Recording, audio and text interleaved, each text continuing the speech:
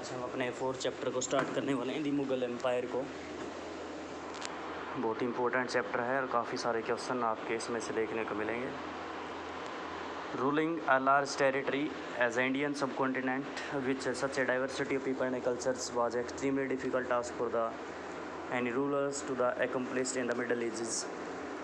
देखिए, जो मुग़लों का जो हमारी दिल्ली, हमारा पूरा का पूरा सब कॉन्टिनेंट की बात करते हैं, जो भारत था, तो एक बहुत बड़ा विस्तृत एरिया था जिसके अंदर अलग अलग प्रकार की जो डाइवर्सिटीज़ थी, चाहे लोगों की बात करें, चाहे कल्चरल वेस हो सकती थी। तो इतने बड़े क्षेत्र के ऊपर कब्जा करना मिडल एजेस के अंदर तो काफ़ी कठिन कार्य रहा था।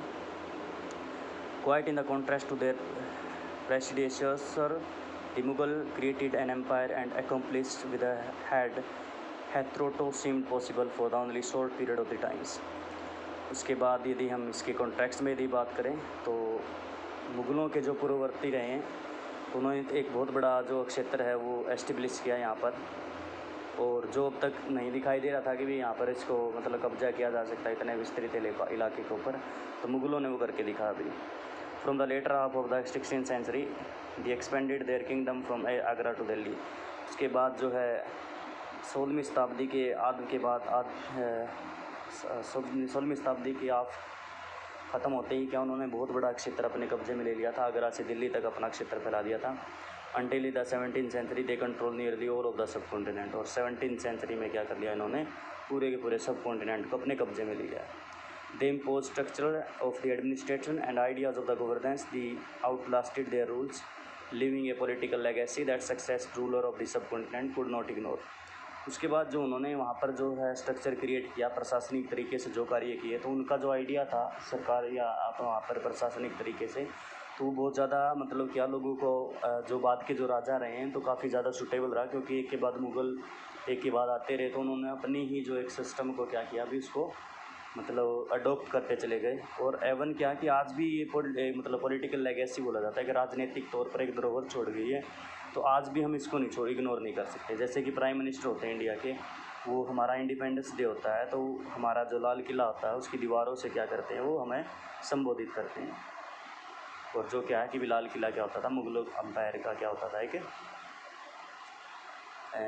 आप समझते हैं वहाँ पर मुग़लों का एम्परर जो था वो रहता था। अभी मोस्ट इंपॉर्टेंट चीज़ है अभी, हु वाज मुग़ल कौन होते थे, सबसे बहुत इंपॉर्टेंट क्वेश्चन। अगर आपको ये समझ में आ गया तो आपको समझ में आ जाएगा कि भी आगे मुग़लों का शासन किस प्रकार से रहा, तो थोड़ा सा आसान हो जाएगा अगर मुग़लों के बारे में आप पता कर लेते हैं बिल्कुल नीचे से।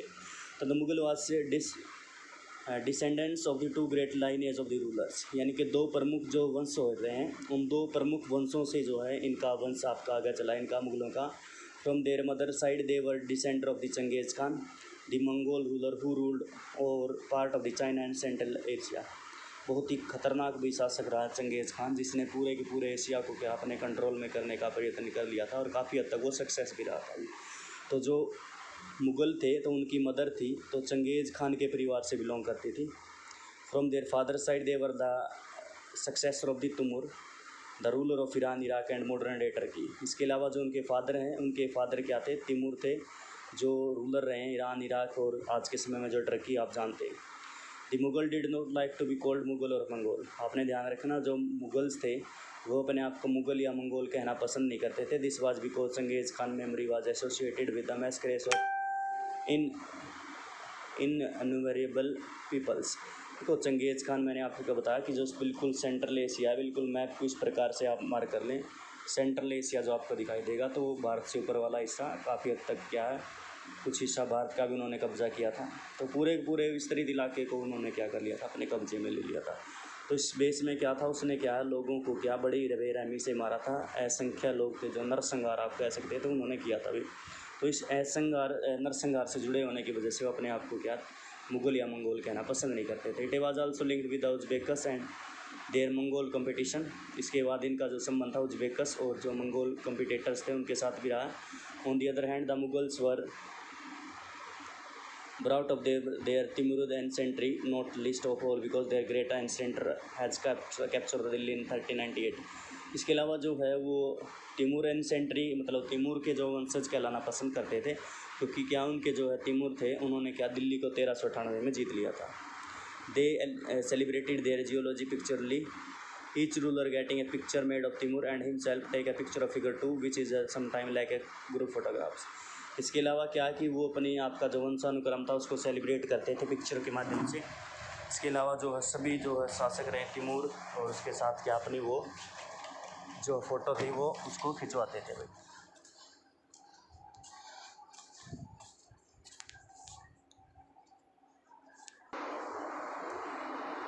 आगे की ओर चलते हैं मुग़ल मिलिट्री कैंपेन के ऊपर और इम्पोर्टेंट क्वेश्चन मिलेंगे। Babur the first Mughal emperor success to the throne of the Fargana in 1494 when he was only 12 years old. He was forced to leave his central throne due to the invasion of another Mughal groups, the Uzbeks. After years of the wandering, he seized Kabul in 1504. In 1526, he defeated the Sultan of Delhi, Ibrahim Lodi, at Panipat and recaptured Delhi and Agra. जो बाबर रहे हैं first Mughal emperor है, इसको compulsory याद कर लेना। सारे की सारी मतलब काफ़ी लंबे समय तक आपसे क्वेश्चन पूछा जाएगा अभी। वो फरगना की जो है थ्रोन की गद्दी के ऊपर मतलब क्या गद्दी के ऊपर 1494 में बैठा था जब उसकी उम्र थी 12 साल।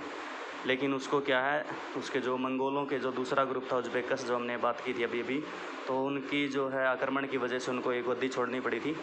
लेकिन उसके बाद कई सालों तक उन्होंने क्या है घूमते फिरते क्या है कि भी वहाँ पर क्या है काबुल को अपने कब्जे में ले लिया था 1504 में। और 1526 में जो फर्स्ट बैटल ऑफ पानीपत रहा इब्राहिम लोदी और जो बाबर के बीच में रहा जिसमें बाबर की जीत हुई तो दिल्ली और आगरा को अपना कैप्चर किया था अभी सबसे पहले।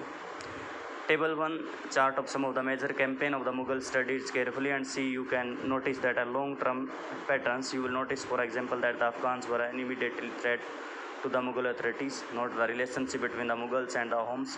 D6 the chapter 8 and the Mewar Marwar सी ये सब विद एन एक्स्ट्रा। देखो ये चीज़ें क्या है कि आप अपना मैप को देखें। इसके अलावा जो मानचित्र है उसके अंदर बहुत सारी चीज़ें बताई गई हैं। ये जो टेबल की बात करा तो इसको ध्यानपूर्वक पढ़ें और इसको हम कल पढ़ेंगे बहुत ही ध्यानपूर्वक। इसके अंदर बहुत सारी चीज़ें बताई गई हैं कि किस प्रकार से मुग़लों ने शुरुआत की और धीरे धीरे क्या है वो किस प्रकार से उन्होंने लड़ाइयाँ लड़ी, किसके साथ लड़ाइयाँ लड़ी और उसके बाद इसके अलावा जो है जनजातियाँ थी उनके साथ संबंध कैसे रहे तो वो हम अगले चैप्टर्स में पढ़ेंगे। जैसे 6 है 7 है 8 है वो भी एक विशेष प्रकार का चैप्टर रहेगा तो वो जो बातें रहेंगी आप उनके बारे में आगे पढ़ेंगे भी, ठीक है। जैसे कि हम एक बार आज बाबर के बारे में तो ज़रूर पढ़ लेते हैं। मेजर कैंपेन और इवेंट्स जैसे कि ऊपर की ओर लिखा हुआ है तो बाबर की जब शुरुआत करते हैं जैसे 1526 में defeated Ibrahim Lodi and his Afghan supporter of the at Panipat, यानी कि इब्राहिम लोदी और जो अफगान के जो है सपोर्टर रहे थे उसको उनको पानीपत में हरा दिया था अभी इन्होंने। ये डिफीटेड राणा, हम इसको पढ़ूंगा नहीं, मैं सीधे तौर पर बताऊंगा। राणा संगा को क्या उन्होंने रहा था जो राजपूत रूलर रहे हैं। इसके अलावा 28 में उन्होंने क्या किया था, राजपूत थे जो चंदेरी के उनको डिफेक्ट किया था। अभी इसको मार्क कर लेना, ये प्रश्न पूछा जाता है भाई और हो सकता है एक्सरसाइज का क्वेश्चन हो।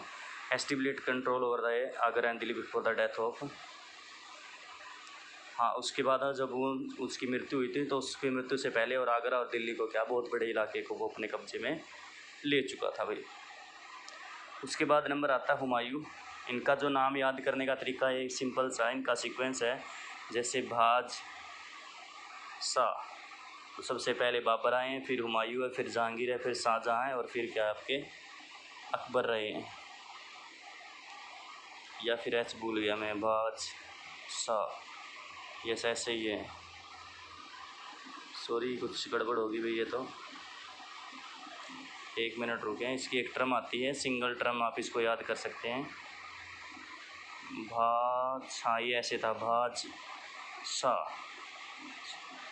तो बाबर, हुमायूं,